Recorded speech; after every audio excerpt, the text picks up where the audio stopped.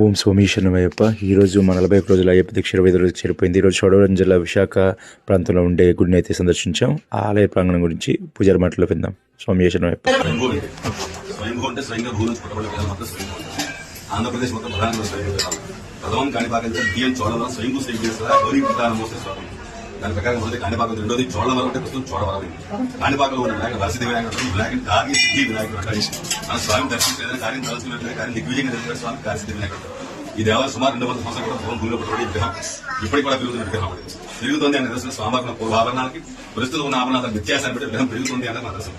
సుమారు 90 సంవత్సరాలు స్వామి 32 కేజీలు పెట్టేవాడు, ప్రస్తుతం 2 కేజీలు గిరి పెడుతున్నాడు. ఈ వారకట్ల కానీ ప్రస్తుతం 2 కేజీలు గిరి.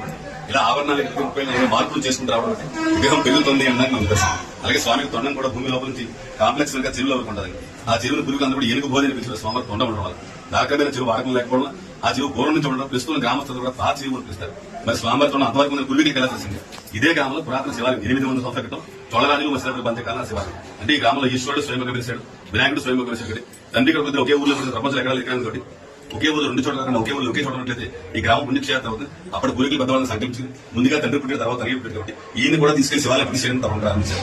ఎంత తప్పిన స్వామి తొండం మనకు వెళ్తుంది, ఎందుకంటే శివబాగా అవ్వలేదు. తమిళ వాళ్ళని చనిపోవడం కనిష్ట జరుగుతుంది. స్వామి తనంతగా తనకు స్వయంగా వెలిసారు కదా, మన మానవ మాత్రం తీసి మార్పులు చేయకూడదు. రాజస్థానం తమిళ గౌరవ దేవాలయం నిర్మాణం చేశారు. అప్పటికి కాణిపాకం వచ్చి వలస